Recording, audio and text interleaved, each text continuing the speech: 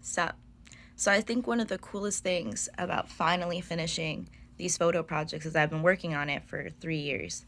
And I say working on it because the idea presented itself to kind of just organize all of my photos and videos. And I started to really collect a lot of photos and videos after I became homeless almost 6 years ago. And so, in order to like compensate with having to let go of so many like family heirlooms, photo albums, pictures, cards, I took pictures of them and I saved them. And that's when technology almost became like my keepsaker of my memories. And then last year, there was a weird glitch when I was like switching from accounts to one account to another, and I lost a fuck ton of photos. I just so many. I was heartbroken. I had anxiety for 2 days. I was crying, and I remember like trying to screenshot as many photos as I could to save the ones that I could save because like they were just randomly deleting and they wouldn't download. So I had to, the only way to save the image was to screenshot. And I think I screenshotted over 4,000 photos in a matter of like 4 hours. I was so like, my hand hurt. I was so happy I saved so much. And then after that, really getting my photographs and videos in order, was most important. And after I kind of like weeded out food porn and blurry photos or photos that were so like disoriented that realistically they weren't even worth looking at. And like, when you take so many photos, you're like, I'm gonna remember that. And then like 3 years later, you'll go back to a photo and you'll be like, I have no clue what I was trying to remember.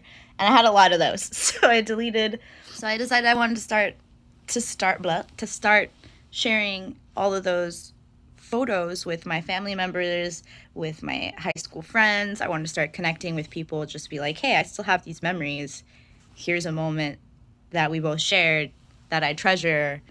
Hope it brightens your day. Because I know getting random memories from people always like completely alters my day. I'm always super ecstatic, or to hear like a story I've totally forgotten about and someone reminds me and I'm just like, oh my God, I remember. That's so amazing. And I think memories are pieces of time that we can gift to people. And I was like, you know what? It's time I put my pieces of my life out there. And so I did. And I completed the video tasks that I wanted to get done for my YouTube channel, which was all of my personal vlogs, all of the videos I've saved since like high school. And with that, I've learned to like create YouTube tabs, create different works of art through media and through apps, and that's been like really exciting. Where Hawaii was about learning to be okay with having experiences, whether they were good or bad, and learning how to kind of just navigate through life, Florida's really taught me how to hone on the skills of my adulthood and womanhood, and has really humbled me as a person. And it's also really given me time to be alone. And I thought I was alone in Hawaii because I lived out of my car and I was at work all the time, but it wasn't alone enough to sufficiently be able to self-reflect the amount that I have. And that's big. And that's why this project is so important to me, because with the end of an era comes a chance, just like the beginning of a new day. Realistically, it's just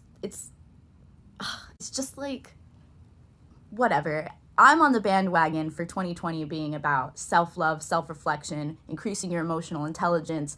I'm about it being about working on how we're communicating, demolishing fucking bad things that we were taught that were supposedly okay, growing up. I want to unlearn the way I had to survive, and I want to learn how to live. And I thought I was living my life to the fullest because I was taking every opportunity, but what I was doing was making the best of the hand that I received.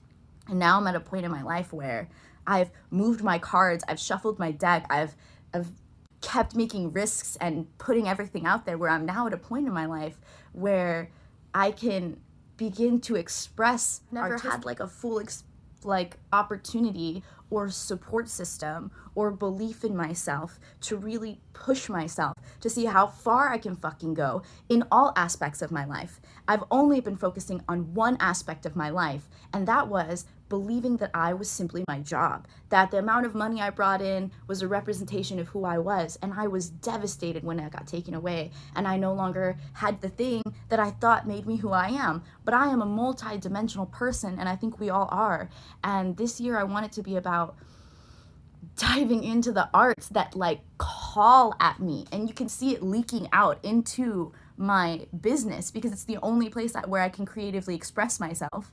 And this year I want to be able to hone in onto everything I feel so weak about. And one of the biggest things is having the courage to share my work, having the courage to place it out there. So I've kind of just been placing it out there, as you guys have seen, album after album, where I kind of like have told stories about what's going on here?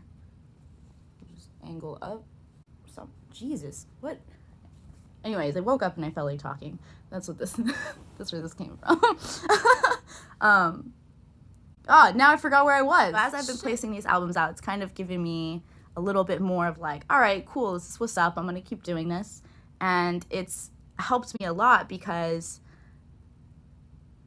I want to work on, so there's two major things that I'm really working on, which is my self-confidence. And I know people are like, oh, don't ever tell a person that is so dismissive of their feelings. It doesn't matter how beautiful you think a person is, because beauty is in the eyes of the beholder. What matters is how they feel about themselves. And an image of a person in their own mind is going to be completely different than the way it is, because just look at how you view yourself.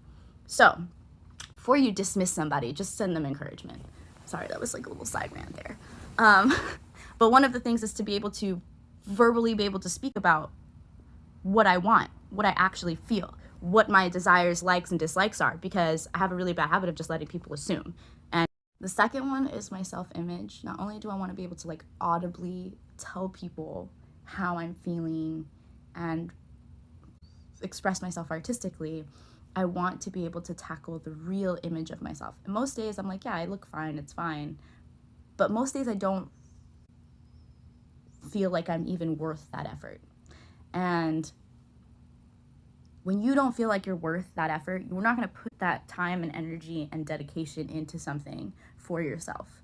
And I want to tackle that. And it's really hard because of all the things that I've leveled up in my life, my mentality, the way I tackle problems, how determined I am, faith, everything. I've tackled everything, but I've always overskipped the physical self-image type, because the real belief as a massage therapist is your body is a direct reflection of how much self-respect you have for yourself. And self-respect and self-love are not two separate things. They are one and the same thing.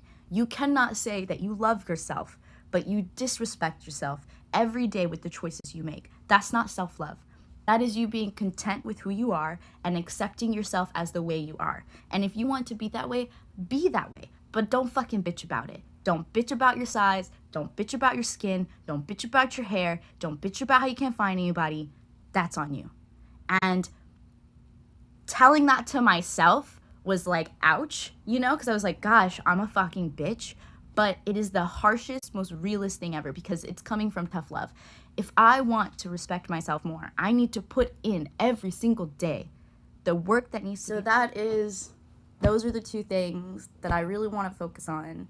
And why I'm sharing it with you is to help with the audio, to tell it. And I just felt like sharing. And because the future videos and the future pictures that you're going to see, I'm really excited about. I'm really excited to see how far I can go with myself. And honestly, if I set a goal for myself, I usually shoot for the top, because if you're not going to do something all the way, just don't even bother doing it. And I think that applies to every single thing in life, just like it applies to everything. So that's it. That's the end of my blog, the end of my vlog, video of me talking.